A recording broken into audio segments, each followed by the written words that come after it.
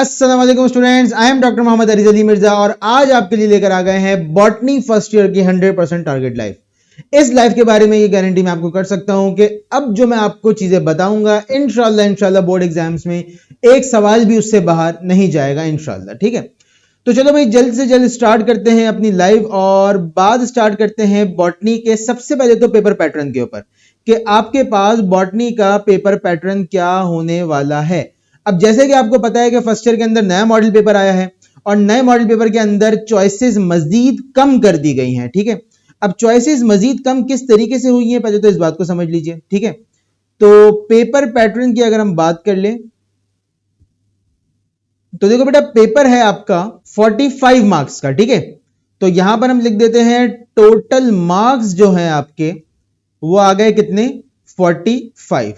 सही है, जो टाइम आपको मिलेगा इस पेपर के लिए वो मिलेगा टोटल टाइम 2 आवर्स। ठीक है, टोटल टाइम जो है वो है 2 आवर्स। ठीक है, और यहां पर आपके पास 15 मिनट्स हैं फॉर एमसीक्यूज। सही है, और 1 आवर 45 मिनट्स हैं फॉर योर सब्जेक्टिव यानी कि क्वेश्चन आंसर्स। ठीक है, सब्जेक्टिव पेपर। ठीक है, तो ये तो हो गया हमारे पास क्या, हमारा टोटल टाइम और टोटल मार्क्स। अब अगर हम आ जाए पेपर पैटर्न के ऊपर प्योरली, तो हमारे पास सबसे पहला सेक्शन जो है आपके पास सेक्शन ए। ठीक है, सेक्शन ए जो है ये है टोटल 9 मार्क्स का। सही है, और इसमें मौजूद है आपके पास क्या, टोटल 18 एमसीक्यूज। ठीक है, 18 एमसीक्यूज हैं जिसमें से एक एमसीक्यू का मार्क है 0.5। ठीक है, 0.5 मार्क्स का एक एमसीक्यू है आपका। इसके बाद आपके पास आ जाता है सेक्शन बी, और सेक्शन बी सबसे ज्यादा खतरनाक कर दिया गया है अब मॉडल पेपर्स के अंदर। तमाम पेपर्स के अंदर जो अभी आप देकर आ रहे हैं, केमिस्ट्री का दिया आपने, बाकी दिए, तो जो भी सेक्शन बी है वो खतरनाक हो गया। कैसे कि अब आपको सेक्शन बी बेसिकली है कितने मार्क्स का, 18 मार्क्स का। सेक्शन बी है 18 मार्क्स का।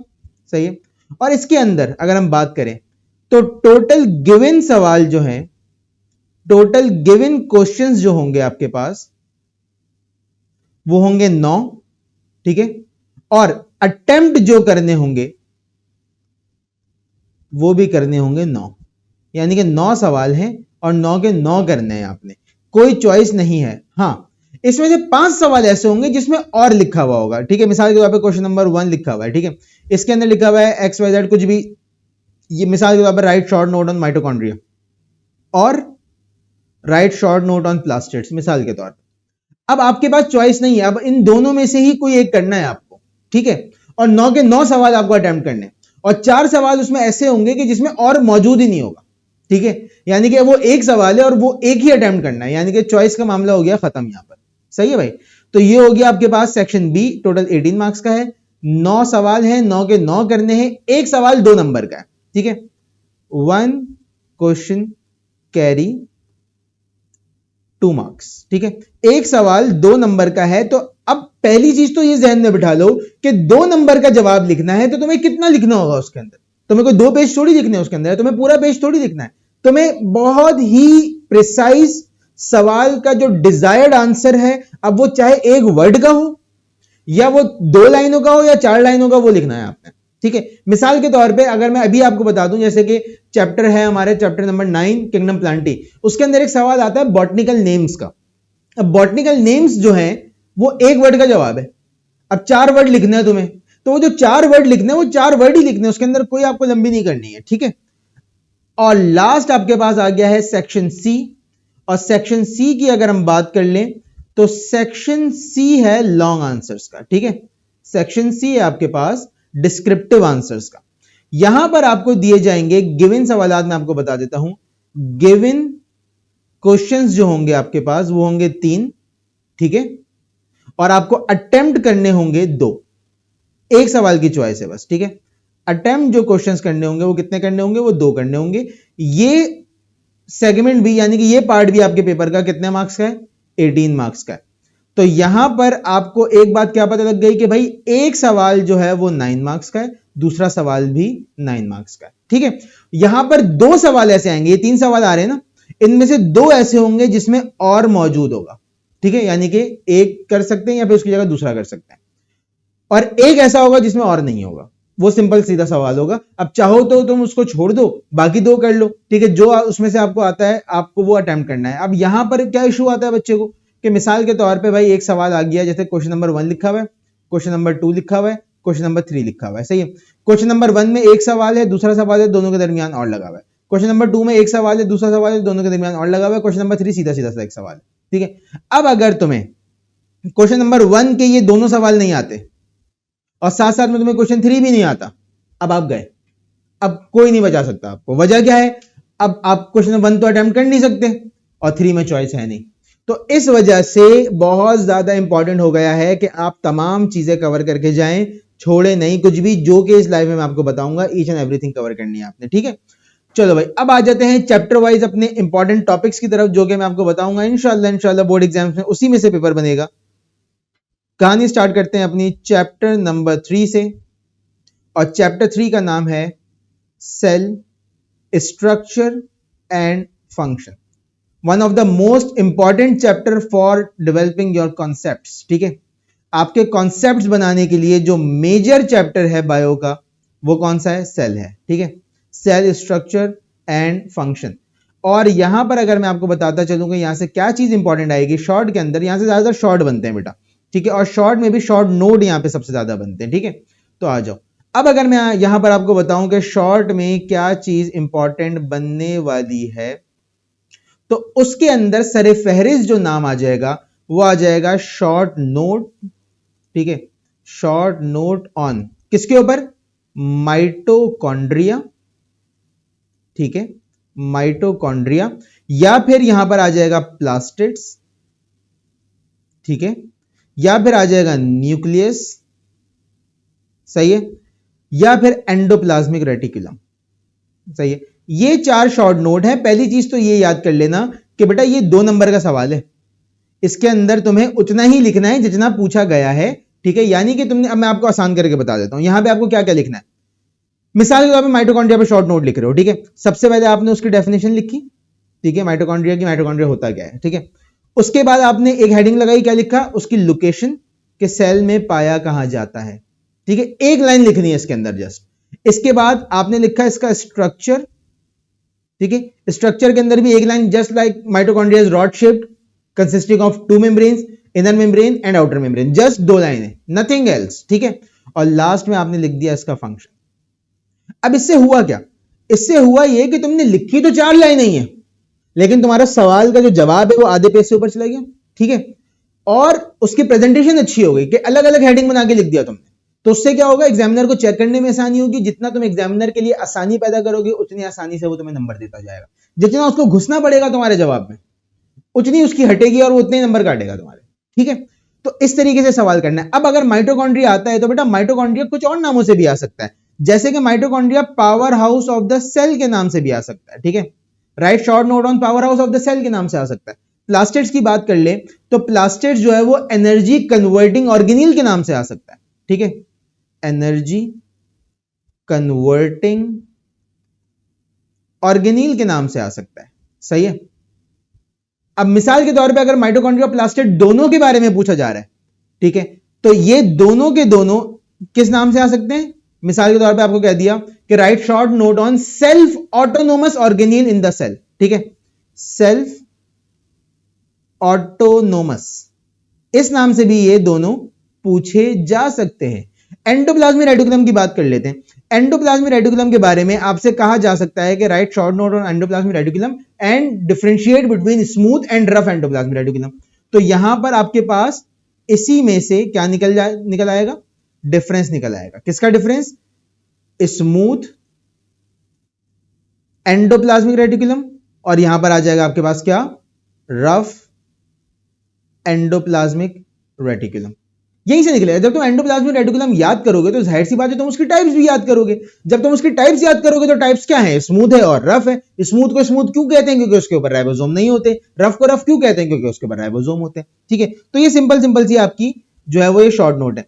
फिर एक सवाल जो कि 2 नामों से पूछा जा सकता है, वो भी मैं आपको बता देता हूं, वो है लाइसोसोम, ठीक है। कौन सा है, लाइसोसोम। लाइसोसोम जिस दूसरे नाम से पूछा जा सकता है बेटा वो है सुसाइडल सैक, ठीक है, right short note on suicidal sac, ठीक है, इस नाम से आ सकता है। या फिर लाइसोसोम की सिर्फ डिजीजेस पूछी जा सकती हैं, ठीक है, डिफाइन लाइसोसोमल स्टोरेज डिजीज, ठीक है, या तो सिर्फ इस नाम से पूछा जा सकता है। अब लाइसोसोमल स्टोरेज डिजीज का बुक के अंदर एक चार्ट बना हुआ है, ठीक है, क्रैब डिजीज, गॉचर डिजीज, टे सैक डिजीज का, उसके अंदर आपको दो दो लाइनें लिखनी है, कुछ एक्स्ट्रा नहीं लिखना, जितना बुक में चार्ट में लिखा हुआ है बस उतना लिखना है, एक्स्ट्रा कुछ उसके अंदर लंबी नहीं करनी है, ठीक है। हाँ, एक बात यहां पे लाजमी बताना कि लाइसोसोमल स्टोरेज डिजीज का कॉज क्या है, ठीक है, अगर तुम ये नहीं बताओगे तो तुम्हारे मार्क्स कटने के चांसेस हैं। तो लाइसोसोमल स्टोरेज डिजीज की हेडिंग होती क्या है, कॉज क्या है, दो दो लाइन है, उसके बाद कितनी होती है, टे सैक क्या होता है एक लाइन है, गॉचर क्या होता है एक लाइन है, और क्रैब क्या होता है एक लाइन है, बस नथिंग एल्स, ठीक है, इसके अलावा आपने और कुछ नहीं बताना इसके अंदर। और लास्ट शॉर्ट जो यहां से मोस्ट इंपॉर्टेंट है बेटा वो है आइसोलेशन टेक्निक, ठीक है, आइसोलेशन टेक्निक, सही है भाई, ये तो हो गए यहां से आपके शॉर्ट, सही है। इसके बाद यहां से जो लॉन्ग बनने के चांसेस है वो क्या है बेटा, सुन लो जरा गौर से। लॉन्ग इस चैप्टर से जो बनेंगे वो दो बन सकते हैं, विद डायग्राम आएगा लॉन्ग, याद रखना ये बात, जब भी लॉन्ग पूछा जाएगा विद डायग्राम पूछा जाएगा। पहला क्या है, पहला है प्लाज्मा मेम्ब्रेन, ठीक है, right long note on plasma membrane. अब प्लाज्मा मेम्ब्रेन और किन नामों से पूछा जा सकता है, अब मैं आपको वो बता देता हूं। प्लाज्मा मेम्ब्रेन सेल मेम्ब्रेन के नाम से आ सकता है, ठीक है, सेल मेम्ब्रेन के नाम से पूछा जा सकता है। Plasma membrane cell surface membrane के नाम से पूछा जा सकता है, सेम ही चीज है, ठीक है। बच्चे घबरा जाते हैं अगर किसी दूसरे नाम से सवाल आ गया कि सर ये तो चीज थी नहीं लाइफ के अंदर, ये तो आपने टारगेट पेपर में बताया ही नहीं था। ऐसा नहीं है भाई, दो तीन नामों से एक सवाल पूछा जा सकता है, सही है, इतनी अकल आप भी रखते हैं, फर्स्ट ईयर के स्टूडेंट हैं, आपके 9 मैट्रिक के बच्चे तो है नहीं, ठीक है।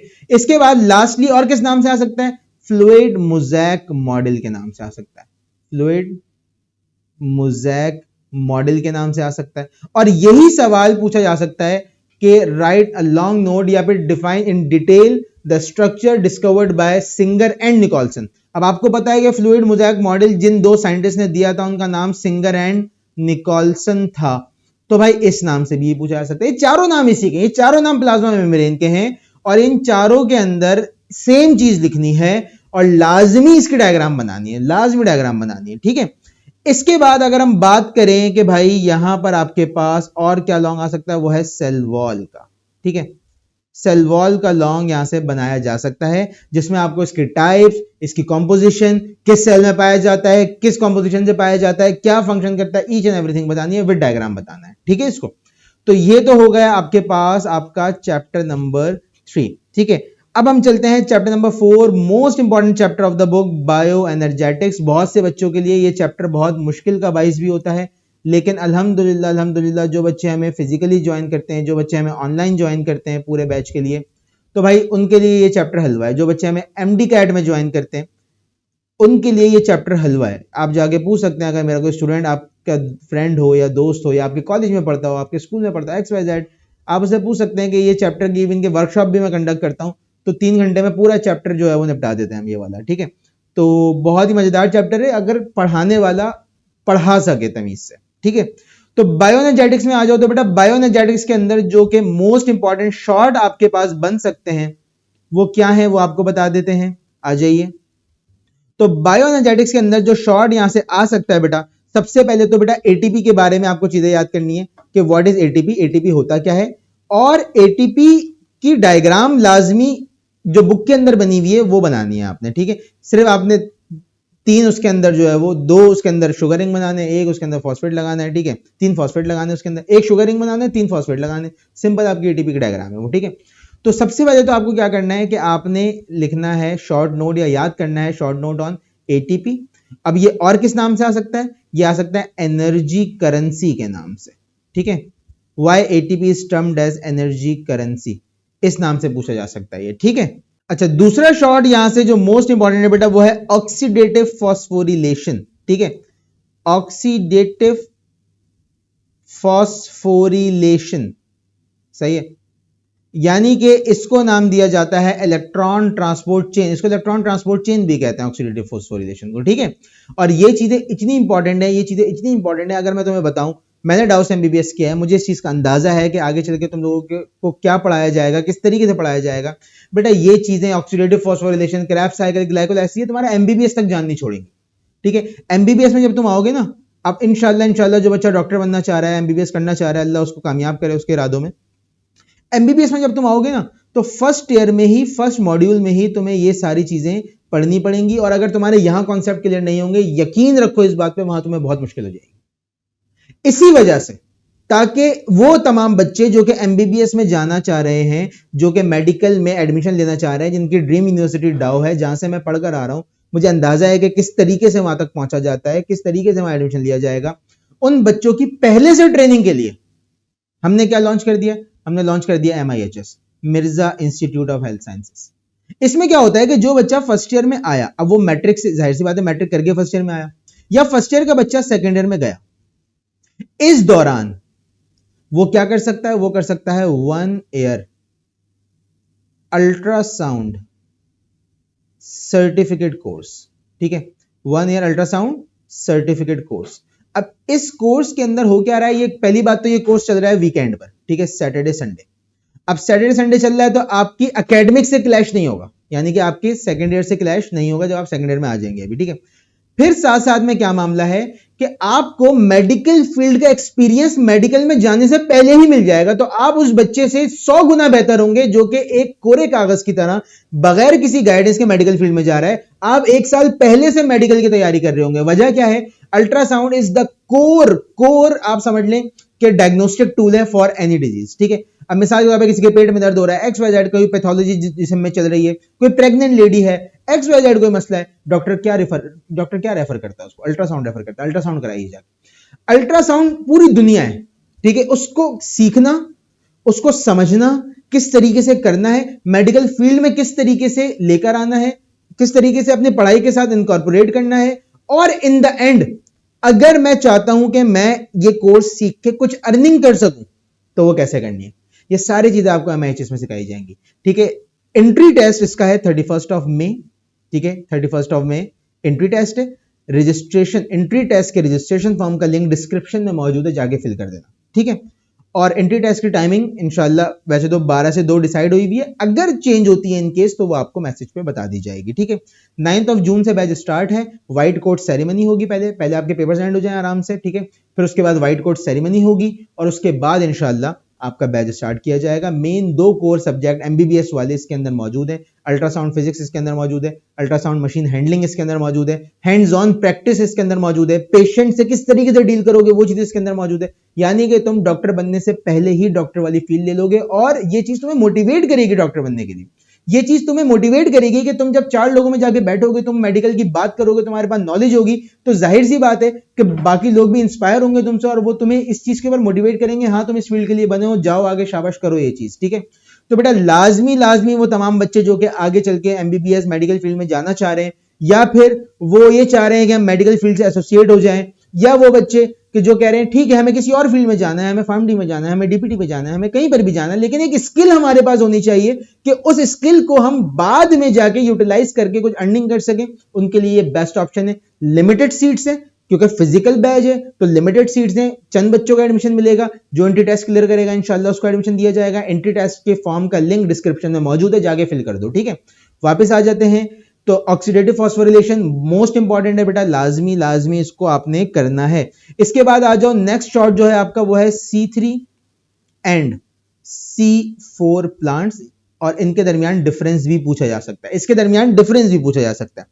इसके बाद आपके पास नेक्स्ट शॉट है फर्मेंटेशन एंड इट्स टाइप्स, ठीक है, फर्मेंटेशन एंड इट्स टाइप्स, ठीक है। अब एक बात यहां पे गौर से सुन लो, इट्स टाइप्स, ठीक है। फर्मेंटेशन जो है ना बेटा, इसको एनएरोबिक रेस्पिरेशन भी कहा जाता है। तो अगर आपसे एग्जाम में पूछ लिया जाए कि define anaerobic respiration and its types, तो भाई ये सेम चीज पूछी जा रही है, ये कोई अलग से चीज नहीं पूछ ली है, इसको एनएरोबिक रेस्पिरेशन भी कहा जाता है। और ये जितनी चीजें बता रहा हूं भाई, ये 3-3 लाइनों की चीजें हैं, इसमें लंबी नहीं करनी है, 2 नंबर का सवाल है, कितना लिख लोगे तुम उसके अंदर, ठीक है।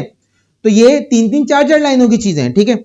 इसके बाद आपके पास जो शॉर्ट आ गया वो आ गया रोल ऑफ वाटर, ठीक है, रोल ऑफ वाटर, ठीक है, इन फोटोसिंथेसिस। फोटोसिंथेसिस में पानी का क्या रोल है, इसके अंदर तुम कितना लंबा लिखोगे, इसके अंदर तुम्हें 3 लाइनें लिखनी है, इसके अंदर ज्यादा कुछ नहीं लिखना तुम्हें, ठीक है। और लास्ट आपके पास आ गया how pyruvate is converted into acetyl coenzyme A, ठीक है। पायरुवेट किस तरीके से एसिटाइल कोएंजाइम ए के अंदर कन्वर्ट होता है, इसको नाम दिया जाता है ट्रांजिशन स्टेज।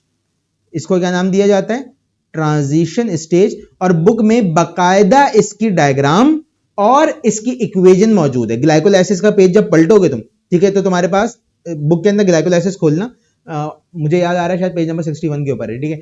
तो जब तुम वो पलटोगे पेज, तो हो सकता है पेज नंबर गलत बता रहा हूं, लेकिन याद आ रहा है 61 पर है। तो जब वो पेज तुम पलटोगे तो उसके पीछे लिखा हुआ है एरोबिक एनारोबिक रेस्पिरेशन फर्मेंटेशन, और सामने वाले पेज पर ही ट्रांजिशन स्टेज की डायग्राम बनी हुई है, ठीक है। तो उसमें किस तरीके से एसिटाइल कोएंजाइम है माइटोकॉन्ड्रिया के अंदर, किस तरीके से पायरुवेट माइटोकॉन्ड्रिया के अंदर गया है, किस तरीके से कार्बन डाइऑक्साइड निकली है, कैसे एक NADH2 में रिड्यूस हुआ है, किस तरीके से एक कार्बन कम हुआ है एसिटाइल कोएंजाइम के अंदर, किस तरीके से कोएंजाइम में ऐड हुआ है, ये पूरी इक्वेशन लिखी हुई है। उस इक्वेशन को कॉपी करना है, ठीक है, इस जवाब के अंदर, इसके जवाब के अंदर, ठीक है।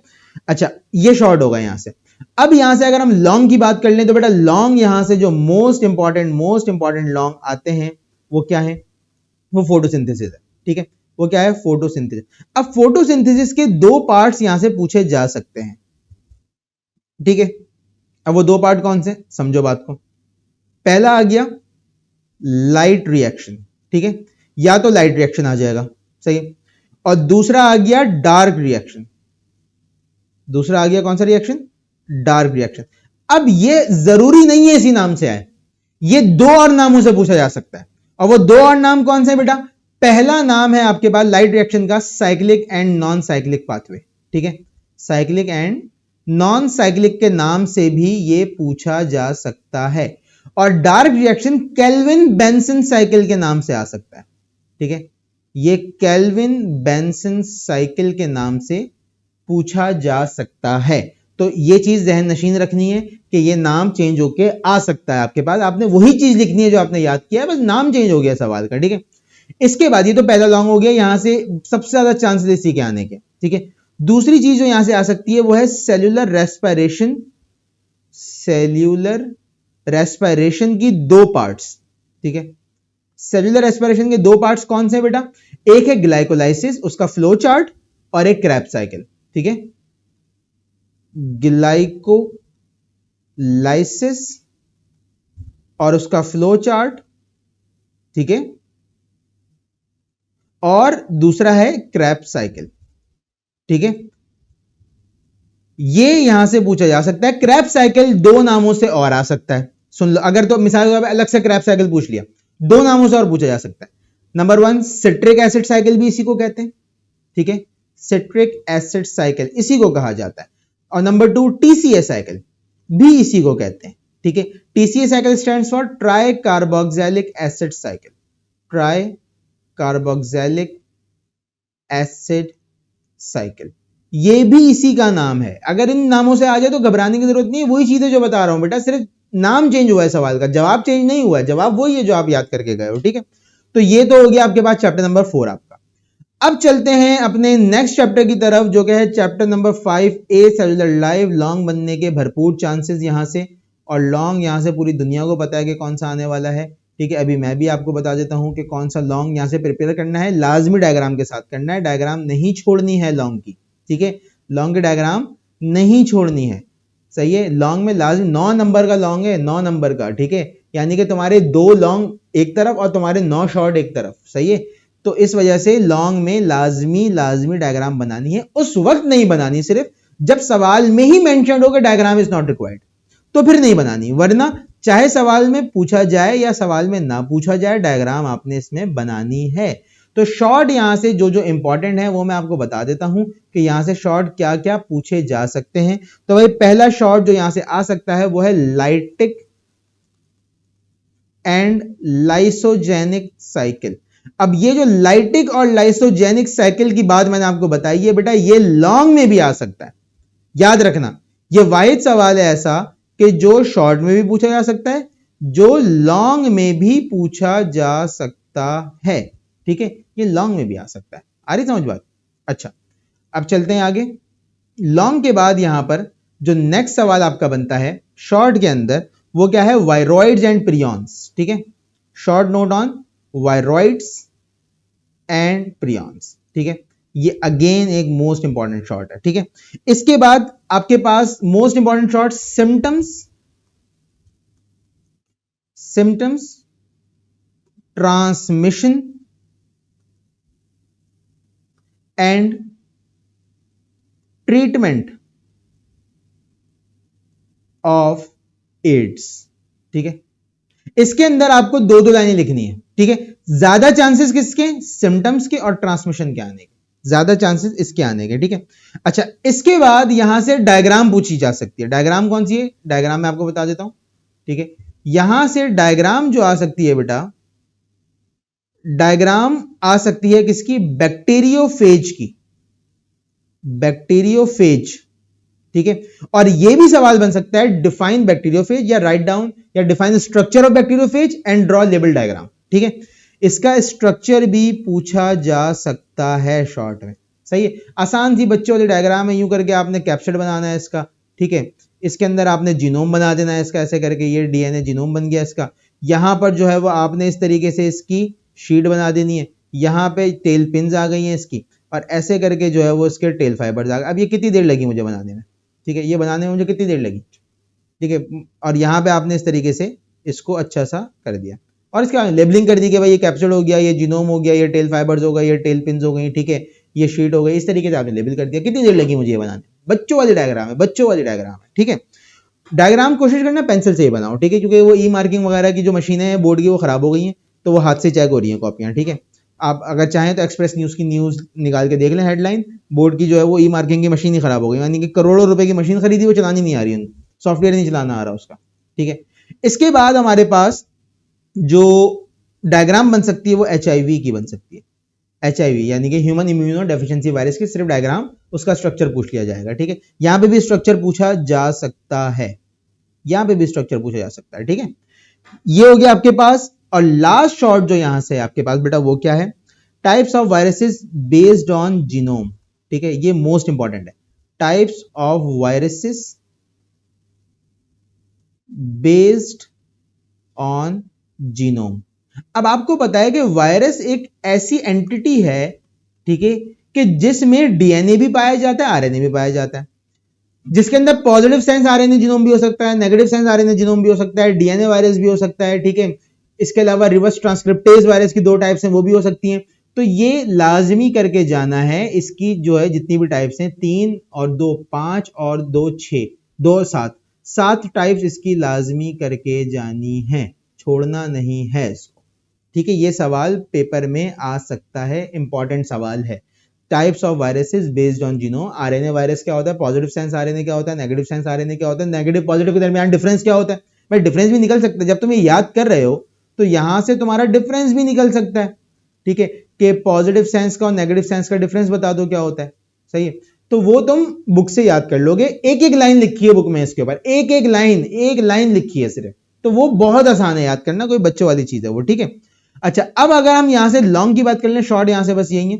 अगर हम यहां से लॉन्ग की बात कर लेते हैं तो बेटा लॉन्ग यहां से दो एक्सपेक्टेड है। पहला जो लॉन्ग एक्सपेक्टेड है बेटा, वो तो मैं आपको ऊपर ऑलरेडी बता चुका हूं कि वो लाइटिक लाइसोजेनिक साइकिल का लॉन्ग। ठीक है, ये ऑलरेडी मैं यहां पर आपको बता चुका हूं, इस वजह से नीचे दोबारा लिख नहीं रहा। ठीक है, और जो यहां से एक लॉन्ग बचा हुआ है वो क्या है? Life cycle of HIV। ठीक है, लाइफ साइकिल ऑफ HIV, ये यहां से अगेन एक मोस्ट इंपॉर्टेंट लॉन्ग है, जो कि डायग्राम के साथ बनेगा। पूरी डायग्राम बनानी है आपने, अटैचमेंट, उसके बाद इंसर्जन, उसके बाद बडिंग, पूरी आपने XYZ यानी कि अटैचमेंट से लेके बडिंग तक सब बताना है इसके अंदर। ठीक है, और इसके डायग्राम भी लाजमी बनानी, लाजमी डायग्राम बनानी है इसकी। ठीक है, तो ये तो हो गया आपके पास चैप्टर नंबर 5 की कहानी। अब चलते हैं अपने नेक्स्ट चैप्टर की तरफ, जिसका नाम है प्रोकैरियोट्स। आ जाओ भाई, chapter number 6। Chapter number 6 book का आ गया है भाई प्रोकैरियोट्स। ठीक है, अब ये पूरी दुनिया जानती है कि प्रोकैरियोटिक सेल क्या होता है, वो सेल जिसमें न्यूक्लियर मेम्ब्रेन नहीं पाई जाती, जिसके अंदर मेम्ब्रेन बाउंड ऑर्गेनिल्स नहीं पाए जाते, और इसके टाइप्स कौन है, बैक्टीरिया, साइनोबैक्टीरिया। ठीक है, ये आपके पास प्रोकैरियोट्स हैं। अब यहां से जो शॉर्ट बनेंगे वो क्या बनेंगे, आ जाओ मैं आपको बता देता हूं भाई, इंशाल्लाह पेपर में उससे बाहर शॉर्ट नहीं जाएंगे। ठीक है, तो यहां पर सबसे पहला सबसे इंपॉर्टेंट शॉर्ट क्या है, ड्रॉ डायग्राम है, neat and labelled diagram of bacteria. ठीक है, draw neat and label diagram of bacteria. अच्छा, अब ये जो बैक्टीरिया की डायग्राम है ये लॉन्ग में भी पूछी जा सकती है। अगेन वही बात जो मैंने ऊपर चैप्टर नंबर 5 में लाइटिक और लाइसोजेनिक साइकिल के बारे में बताई कि बेटा ये लॉन्ग का पार्ट बन के भी आ सकता है, ऐसा भी पूछा जा सकता है, define structure of bacteria and draw neat and label diagram, ऐसा भी हो सकता है। ठीक है, यानी कि लॉन्ग में जब ये आएगा तो यहाँ पे क्या ऐड हो जाएगा, यहाँ पे स्ट्रक्चर ऐड हो जाएगा। ठीक है, तो बैक्टीरिया का स्ट्रक्चर भी बताइए, यानी कि सारी चीजें, उसकी सेल वॉल डिफाइन करें, ठीक है, उसके अंदर प्लाज्मिड डिफाइन करें, उसका जीनोम डिफाइन करें, उसकी सेल वॉल डिफाइन करें, सेल मेम्ब्रेन डिफाइन करें, सारी चीजें यहाँ पे आपको डिफाइन करनी होंगी। ठीक है, अगर ये लॉन्ग में आया, वरना शॉर्ट में सिर्फ डायग्राम भी पूछी जा सकती है। इसके बाद आपके पास है क्लासिफिकेशन ऑफ बैक्टीरिया। ठीक है, क्लासिफिकेशन ऑफ बैक्टीरिया। अब बैक्टीरिया की क्लासिफिकेशन किन बुनियादों पर, ऑन द बेसिस ऑफ, कितनी बेसिस पर बात हो रही है, on the basis of shape, shape की बुनियाद पर, या फिर on the basis of gram staining. अब आपको पता है कि कुछ ग्राम पॉजिटिव बैक्टीरिया होते हैं और कुछ ग्राम नेगेटिव बैक्टीरिया होते हैं, और इन लास्ट फ्लैजिला। अब कुछ बैक्टीरिया ऐसे होते हैं जिनके पास फ्लैजिला नहीं होता, उनको ए ट्राइकस कहते हैं। कुछ ऐसे होते हैं जिनके पास एक फ्लैजिला होता है, उनको मोनोट्राइकस कहते हैं। कुछ ऐसे होते हैं जिनकी पूरी बॉडी में फ्लैजिला होता है, उनको पेरिट्राइकस कहते हैं। कुछ ऐसे होते हैं जिनके दोनों तरफ बंच ऑफ फ्लैजिला होता है, उसको लोफोट्राइकस कहते हैं। तो ये तमाम चीजें एक एक लाइन की हैं। इसमें डायग्राम भी बना देना, बहुत आसान बच्चों वाली डायग्राम है इसकी। मिसाल के तौर पर मुझे लोफोट्राइकस बनाना है, तो मैंने ऐसे करके रॉड शेप बैक्टीरिया बनाया, बेसिलाए, और मैंने यहां पर इसके ऐसे करके फ्लैजिला बना दिए, एक बंच यहां पर बना दिया, एक बंच यहां पर बना दिया, ये लोफोट्राइकस हो गया। ठीक है भाई, अभी इस डायग्राम को बनाने में क्या मसला है, कोई मसला है इस डायग्राम को बनाने? यहां पर आपने जो है वो अंदर की तरफ इसका जीनोम, और यहां पर आपने बना दिया प्लाज्मिड, ऐसे करके। अब मुझे बताओ यार क्या मसला है यार, ये डायग्राम बनाने में बच्चों वाली डायग्राम है, बच्चों वाली, यूं करके हाथ से 2 मिनट में बन गई, मतलब 1 मिनट भी नहीं लगा मुझे डायग्राम बनाने के अंदर। तो यहां पर आप डायग्राम भी लाजमी बना दीजिएगा ताकि आपकी प्रेजेंटेशन अच्छी हो जाए कॉपी की। ठीक है, अच्छा, इसके बाद आपके पास शॉर्ट नोट आ सकता है किसके ऊपर बेटा, normal flora. Normal flora book के अंदर पूरा एक पेज इसके ऊपर गिवन है, एक पैराग्राफ इसके ऊपर गिवन है, उसको याद कर लेना लास्ट में। ठीक है, plus harms caused by bacteria, harms कि बैक्टीरिया हार्मफुल क्यों है। ठीक है, right short note on harms of bacteria, या फिर how bacteria is harmful for human beings, या किसी भी चीज के लिए। ठीक है, और इन लास्ट कंट्रोल मेजर्स कि हम बैक्टीरिया से होने वाली हार्मफुल चीजों को कंट्रोल किस तरीके से कर सकते हैं, ये भी पैराग्राफ बुक में मौजूद है। ये सवाल भी लाजमी करके जाना है। लास्ट में आपके पास आ गया genetic recombination, most important short, most important short, genetic recombination. अब जेनेटिक रिकॉम्बिनेशन के अंदर बेटा 3 तरीकेकार गिवन है, तीनों के ऊपर 2-2 लाइनें याद करनी है आपने। ठीक है, कौन कौन से तरीकेकार मौजूद हैं? सबसे पहले मौजूद है कॉन्जुगेशन। ठीक है, कॉन्जुगेशन के बाद मौजूद है ट्रांसडक्शन, और ट्रांसडक्शन के बाद मौजूद है ट्रांसफॉर्मेशन। ठीक है, ये तीनों बुक के अंदर लिखे हुए हैं, तो ये लाजमी याद करना है। ट्रांसफॉर्मेशन के अंदर फ्रेड ग्रिफ्थ का जो है वो एक्सपेरिमेंट दिया हुआ है, वो नहीं करना है आपने, जस्ट आपने बताना है ट्रांसफॉर्मेशन क्या होती है और बैक्टीरिया इसके थ्रू किस तरीके से रिप्रोड्यूस करता है। Basically genetic recombination is reproduction of bacteria. ठीक है, जेनेटिक रिकॉम्बिनेशन जो है वो बैक्टीरिया की रिप्रोडक्शन का के टॉपिक के अंदर मौजूद है। ठीक है, रिप्रोडक्शन ऑफ बैक्टीरिया। तो अगर आपसे ये सवाल इस तरीके से पूछ लिया जाए, हाउ बैक्टीरिया रिप्रोड्यूस, या फिर ऐसे कह लो कि bacteria reproduce asexually but how genetic variety is produced in bacteria, कि बैक्टीरिया एसेक्सुअली रिप्रोड्यूस करता है। अब आपको पता है एसेक्सुअल रिप्रोडक्शन में जिस तरीके का पेरेंट होता है, ऑफस्प्रिंग एग्जैक्टली उसकी कॉपी होता है, चेंज हो ही नहीं सकता। अगर बैक्टीरिया सिर्फ और सिर्फ एसेक्सुअल रिप्रोडक्शन करे तो दुनिया में एक तरीके का बैक्टीरिया पाया जाएगा, सिर्फ इसके अलावा बैक्टीरिया मिलेगा ही नहीं। लेकिन बैक्टीरिया हजारों लाखों किस्म के बैक्टीरिया है, तो ये वैरायटी कैसे आई है बैक्टीरिया के अंदर? ये वैरायटी इस तरीके से आई है कि जेनेटिक रिकॉम्बिनेशन हुआ।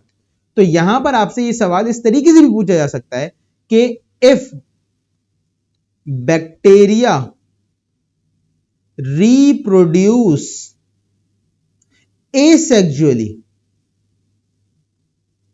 then how variety is produced? ये सवाल इस तरीके से भी आ सकता है, यहां पे जेनेटिक रिकॉम्बिनेशन ही पूछा जा रहा है, कुछ अलग से नहीं पूछा जा रहा है यहां पर, ठीक है।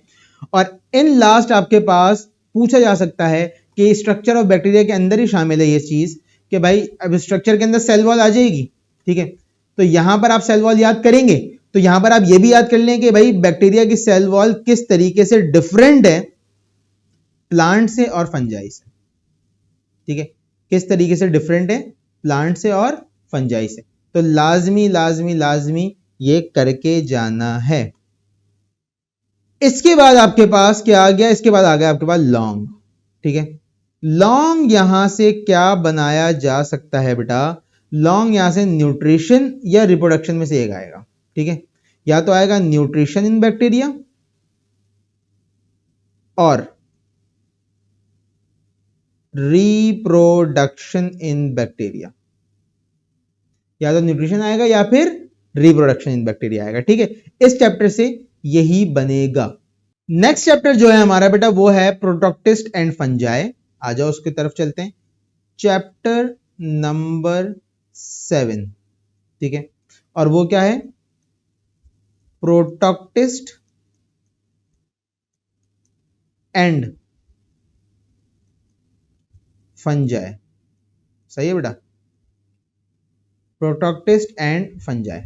ये बहुत ही मेन चैप्टर है, यहां से भी एक लॉन्ग बनता है, ठीक है। और शॉर्ट तो यहां से 2-3 बनते हैं, ठीक है। मैं आपको बता देता हूं कौन से। चलो भाई आ जाओ। प्रोटोक्टिस्ट एंड फंजाई में जो शॉर्ट इंपॉर्टेंट है आपके पास वो क्या है? तो बेटा सबसे पहला शॉर्ट तो है नेम डिविजन्स ऑफ फंजाई। अब इसके अंदर सिर्फ नाम लिखना, अगर लिखा हुआ है नेम डिविजन्स ऑफ फंजाई तो सिर्फ नाम लिखना है, ठीक है। नेम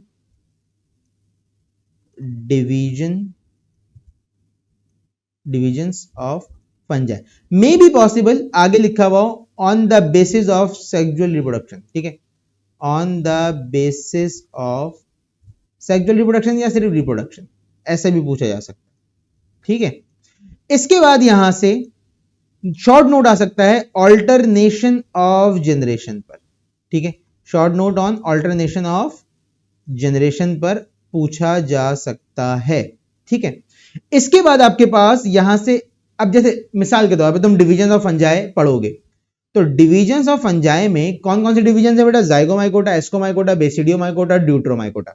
अब जो लास्ट डिवीजन है ड्यूट्रोमाइकोटा तुमने यहां पे याद कर ली ना, ड्यूट्रोमाइकोटा आपने यहां पर याद कर ली ना भाई। ये तो ड्यूट्रोमाइकोटा को ही फंजाई इम्परफेक्टी कहा जाता है। अगर इस नाम से सवाल आ जाए तो आपने सिर्फ ड्यूट्रोमाइकोटा डिफाइन करना है, ठीक है। फंजाई इम्परफेक्टी के नाम से भी सवाल आ सकता है ड्यूट्रोमाइकोटा का तो वो इसी के अंदर है, वो इससे बाहर नहीं है, ठीक है। अच्छा, इसके बाद यहां पर लाइकेंस एंड माइकोराइजा पर शॉर्ट नोट पूछा जा सकता है। लाइकेंस एंड माइकोराइजा, ठीक है। इसके ऊपर शॉर्ट नोट पूछा जा सकता है। और लास्ट में माइसीलियम एंड इट्स टाइप्स, ठीक है। Mycelium and its types. अच्छा, अब ये mycelium and its types hyphae and its types के नाम से भी आ सकता है, यानी कि माइसीलियम का नाम चेंज होके हाइफी भी हो सकता है, ठीक है।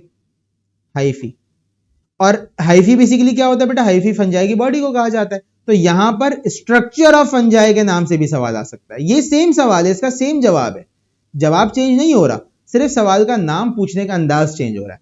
शॉर्ट यहां से यही है। लॉन्ग जो यहां से बन सकता है बेटा वो है लाइफ साइकिल ऑफ उल्वा, ठीक है।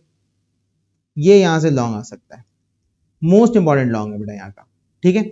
क्या है most important long? Life cycle of uvula with diagram. Diagram के बारे में तो मैंने आपको बता दिया है कि आपने लॉन्ग में लाजमी डायग्राम बनानी है। Life cycle of uvula. सही है, तो यहाँ पे हम लिख देते हैं विद डायग्राम, और इसमें आपने लाजमी एक चीज डिफाइन करनी है, वो क्या है, आइसोमॉर्फिक ऑल्टरनेशन ऑफ जनरेशन। ये अगर तुम नहीं लिखोगे तुम्हारे मार्क्स कट जाएंगे। Isomorphic alternation of generation.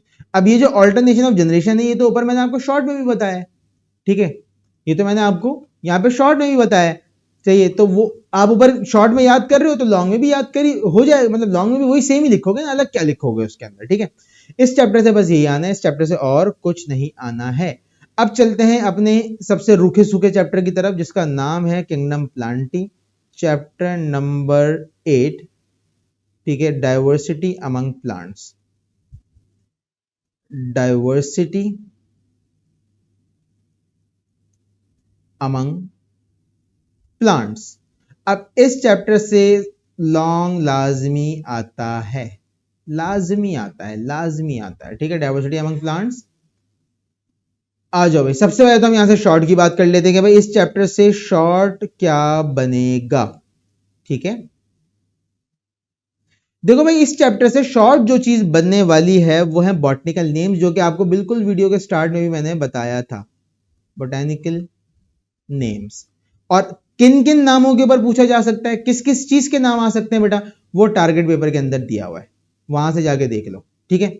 Target paper के अंदर मौजूद है। जो बच्चा टारगेट पेपर लेना चाहता है वो इस नंबर पर आके व्हाट्सएप करे 037192000154, उसको टारगेट पेपर की डिटेल दे दी जाएगी, और साथ साथ में तमाम सब्जेक्ट से जितने भी पेपर आगे होने वाले हैं, जोलॉजी होने वाला है, जो भी होने वाला है, वो आपको आज ही मिल जाएंगे टारगेट पेपर सारे। अगर आप आज राब्ता करते हैं, आज रजिस्ट्रेशन करवाते हैं, आज ही मिल जाएंगी तमाम चीजें, ठीक है। तो इस नंबर पर व्हाट्सएप कर लेंगे, टारगेट पेपर मिल जाएगा, उसके अंदर से देख लें बॉटनिकल नेम्स किन किन चीजों के इंपॉर्टेंट है, वो वहां पे लिखे हुए मैंने, ठीक है। इसके बाद यहां पर जो दूसरा शॉर्ट मोस्ट इंपॉर्टेंट है बेटा, वो है एवोल्यूशन, ठीक है।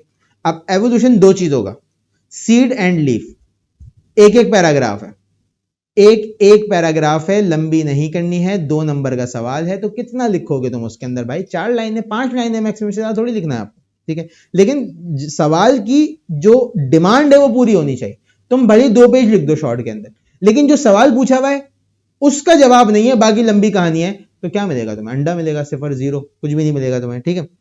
अच्छा जी, इसके बाद आपके पास जो अगला शॉर्ट आ गया, वो आ गया नेम सब डिविजन्स, सब डिविजन्स ऑफ ट्रैकियोफाइट्स, ठीक है, सब डिविजन्स ऑफ ट्रैकियोफाइट्स, और साथ साथ में क्लासिफिकेशन ऑफ ब्रायोफाइट्स, ठीक है भाई, क्लासिफिकेशन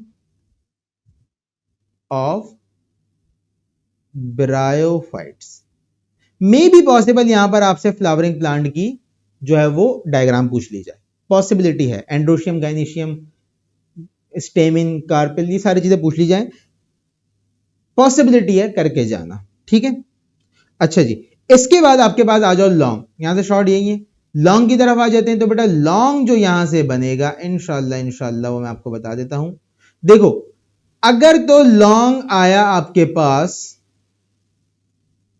लाइफ साइकिल का, ठीक है, लाइफ साइकिल का अगर आया तो वो 2 बन सकते हैं, मॉस या फर्न, ठीक है, लाइफ साइकिल ऑफ मॉस या फर्न विद डायग्राम।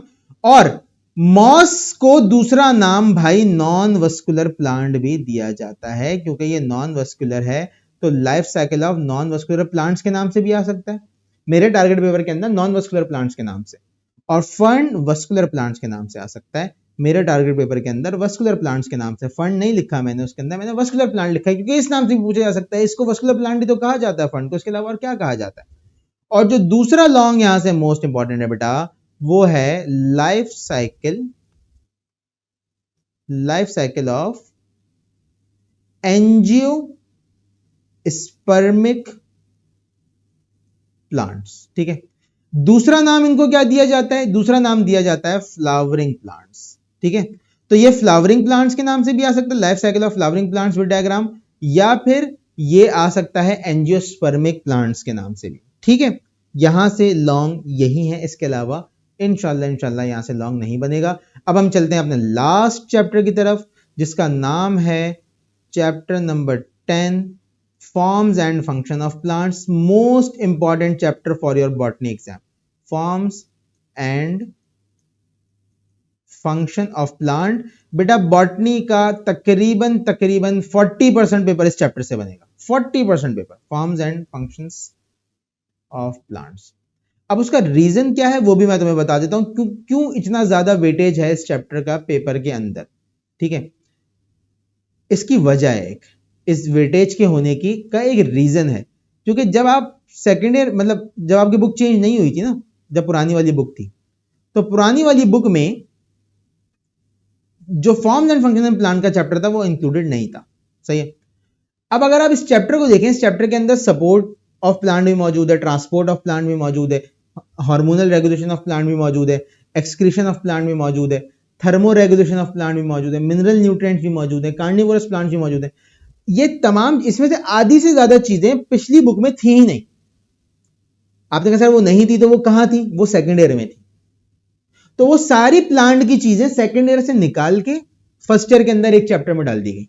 इस वजह से ये चैप्टर इतना ज्यादा बड़ा हो गया प्लांट फिजियोलॉजी के एतबार से, कि इसके अंदर मिनरल न्यूट्रिएंट आ गए, होम्योस्टेसिस इन प्लांट आ गया, support and movement in plant आ गया, इसके अंदर कोऑर्डिनेशन इन प्लांट आ गया, इसके अंदर हार्मोनल रेगुलेशन इन प्लांट आ गया, इसके अंदर ट्रांसपोर्ट इन प्लांट आ गया, इसके अंदर जो है वो फोटो पीरियोडिज्म आ गया, इसके अंदर सारी चीजें आ गई, ठीक है, जो पहले पुरानी बुक के अंदर सेकेंड ईयर में थी आधी से ज्यादा। तो इतना बड़ा ये चैप्टर जो बन गया है, इसका रीजन ये है कि इसके अंदर सारी प्लांट फिजियोलॉजी मौजूद है, और ये पेपर का 40% बनाएगा हर सूरत, बता रहा हूं मैं आपको, ठीक है। अब आ जाओ यहां से देख लेते हैं कि भाई इस चैप्टर से शॉर्ट क्या बनेंगे आपके। तो शॉर्ट यहां से जो आएंगे आपके पास, क्योंकि बुक का सबसे बड़ा चैप्टर है, सबसे ज्यादा वेटेज वाला चैप्टर है बॉटनी का, तो इसके हवाले से मैं आपको शॉर्ट बता देता हूं क्या क्या आएंगे।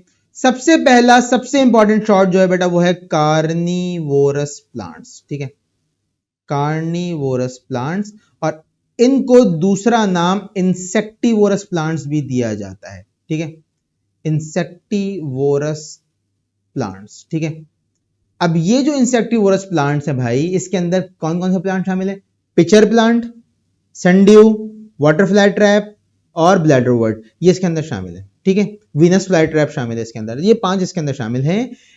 हो सकता है इनमें से 2-3 दे दिए जाएं आपको, हो सकता है 1 दे दिया जाए, या हो सकता है define carnivorous plants and give 2 to 3 examples. इन तीनों तरीकों से यह सवाल पूछा जा सकता है, ठीक है। इसके बाद आपके पास जो दूसरा मोस्ट इंपॉर्टेंट सवाल है बेटा वो है मिनरल न्यूट्रिएंट्स, ठीक है, mineral nutrition in plant.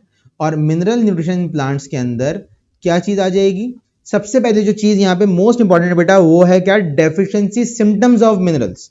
Deficiency symptoms किस किस के? Nitrogen,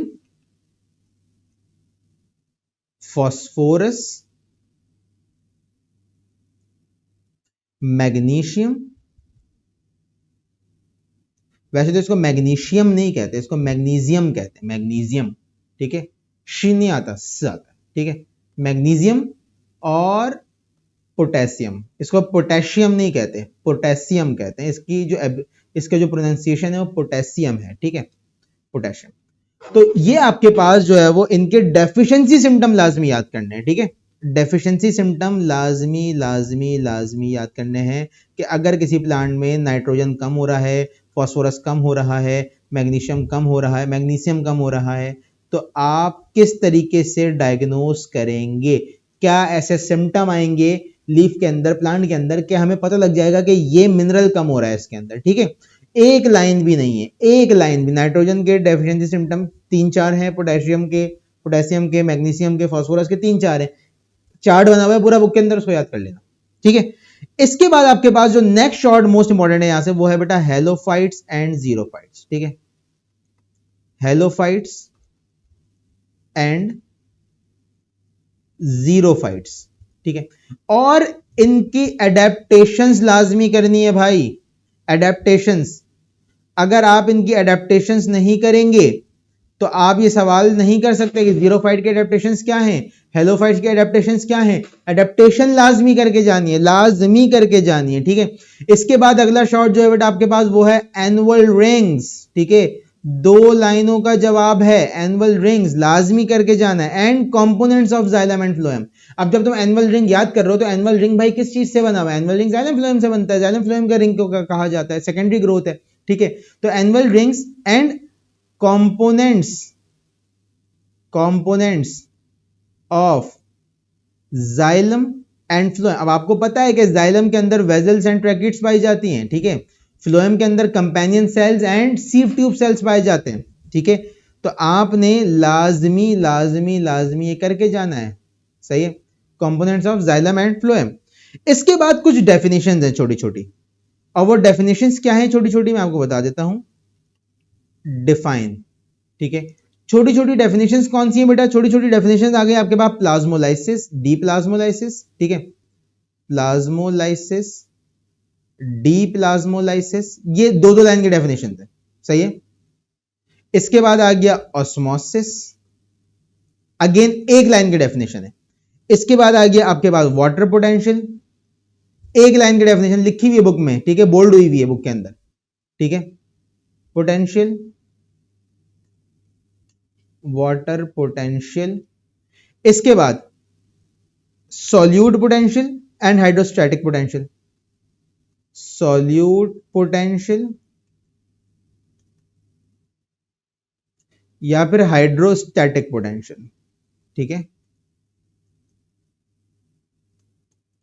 hydrostatic potential. इसके बाद आपके पास आ गया turgor pressure and imbibition. Turgor pressure और इम्बाइब। अब ये जितनी चीजें मैंने आपको बताई, आपको लग रहा होगा ये 6-7 लॉन्ग 6-7 शॉर्ट हो गए, ऐसा नहीं है भाई। ये 6-7 शॉर्ट नहीं है, ये 14 से 15 लाइनें हैं सिर्फ, 14 से 15 लाइनें। इम्बाइबिशन की 2 लाइन की डेफिनेशन है, टर्गर प्रेशर की 1 लाइन की डेफिनेशन है, हाइड्रोस्टैटिक पोटेंशियल की 1 लाइन की डेफिनेशन है, सॉल्यूट पोटेंशियल की 1 लाइन की डेफिनेशन है, वाटर पोटेंशियल की 1 लाइन की डेफिनेशन है, ऑस्मोसिस की 1 लाइन की डेफिनेशन है, प्लाज्मो डी प्लाज्मोलाइसिस की 2 लाइन की डेफिनेशन है। तो ये एक एक लाइन की डेफिनेशन मैंने आपको बताई है, इसके अलावा और कुछ नहीं बताया। और लास्ट में आ गया थर्मो रेगुलेशन इन प्लांट्स, जिसको हम नाम देंगे हाउ प्लांट कूपिंग मैकेनिज्म, ठीक है, विद हॉट और कोल्ड एनवायरनमेंट, ठीक है भाई। ये इसकी थर्मो रेगुलेशन के अंदर यानी कि होम्योस्टेसिस इन प्लांट्स के टॉपिक के अंदर लिखा हुआ है। शॉर्ट यहां से यही है। इसके बाद अगर लॉन्ग पर आ जाए यहां पर, तो बेटा लॉन्ग यहां से आपके पास 2 बनाए जा सकते हैं, ठीक है। एक तो बन सकता है फाइटो हार्मोन्स, ठीक है। क्या बन सकता है? Phyto hormones. अब ये फाइटो हार्मोन्स क्या चीज है बेटा? प्लांट हार्मोन्स को फाइटो हार्मोन्स कहा जाता है। किसको कहा जाता है? प्लांट हार्मोन्स को, ठीक है। कोऑर्डिनेशन प्लांट के टॉपिक के अंदर है प्लांट हार्मोन्स, ठीक है। और यहां पर 2 क्लासेस हैं प्लांट हार्मोन्स की, 2 क्लासेस हैं बकायदा, ठीक है। कुछ को कहा जाता है ग्रोथ एक्टिवेटर, ठीक है, ग्रोथ एक्टिवेटर, और कुछ को कहा जाता है ग्रोथ इनहिबिटर। हो सकता है आपसे इन दोनों में से कोई एक पूछ ली जाए, या हो सकता है बकायदा नाम देके पूछ लिया जाए। अब ग्रोथ एक्टिवेटर में कौन कौन है? ऑक्सिन है, ठीक है, गिब्रेलिन है एंड साइटोकाइनिन है, ठीक है बेटा। और ग्रोथ इनहिबिटर में कौन कौन है? एब्सिसिक एसिड है, abscisic acid and ethene gas. अब हो सकता है कि इनमें से आपको 2-3 का नाम देके पूछ लिया जाए, या फिर आपको सिंपल कह दिया जाए डिफाइन फाइटो हार्मोन्स या plant hormones and define any 2 of them 3 of them. ऐसा भी पूछा जा सकता है, डिपेंड करता है सवाल पूछने वाला किस तरीके से पूछ रहा है। आप पूरा याद करके जाएं, जो भी आएगा निकल जाएगा इसमें से, ठीक है। और इन लास्ट यहां पर क्या चीज पूछी जा सकती है बेटा? इन लास्ट यहां पर पूछा जा सकता है सोर्स टू सिंक मूवमेंट, ठीक है, सोर्स टू सिंक मूवमेंट, ठीक है, and ascent of sap, and ascent of sap. अभी जो एसेंट ऑफ सेप है ना बेटा, ये 2-3 नामों से आ सकता है, मैं आपको बता देता हूं, घबराने वाली बात नहीं है। अगर नाम चेंज होके आ जाए तो जवाब वही लिखना है तुमने, वो चेंज नहीं होगा। एसेंट ऑफ सेप आ सकता है कोहेशन टेंशन थ्योरी के नाम से, ठीक है, कोहेशन टेंशन थ्योरी के नाम से, ठीक है। अच्छा, एसेंट ऑफ सेप आ सकता है ट्रांसपायरेशन पुल के नाम से, ट्रांसपायरेशन पुल के नाम से, या how plants uptake minerals and water from root, ठीक है, फ्रॉम सॉइल, इस नाम से आ सकता है, ठीक है। साथ साथ में यहां पर और क्या चीज आ सकती है, सिर्फ ये भी आ सकता है how transpiration helps in ascent of sap, इस नाम से भी आ सकता है। तो ये यहां से हो गया आपका एक और इंपॉर्टेंट लॉ। बॉटनी के पेपर में इंशाल्लाह इन तमाम चीजों से बाहर कुछ भी नहीं जाएगा। लास्ट चीज काम की वो ये कि टाइम बहुत मैनेज करते हुए चलना है, 1 घंटे 45 मिनट का टाइम है, तो बहुत मैनेज करते हुए टाइम चलना है, राइटिंग अच्छी करनी है, प्रेजेंटेशन अच्छी करनी है, ताकि तुम्हारे नंबर अच्छे आए, कॉपी जितनी अच्छी दिखेगी उतने अच्छे तुम्हारे नंबर आएंगे। और इन लास्ट MIHS का रजिस्ट्रेशन फॉर्म मौजूद है डिस्क्रिप्शन में, वो एंट्री टेस्ट का, वो जाके फिल कर दो, ताकि तुम्हारी मेडिकल जर्नी MBBS से नहीं अभी से शुरू हो जाए, ठीक है। तो इंशाल्लाह बेटा मिलते हैं आपसे नेक्स्ट टारगेट लाइफ में, ख्याल रखिएगा अपना, जब तक अल्लाह हाफिज।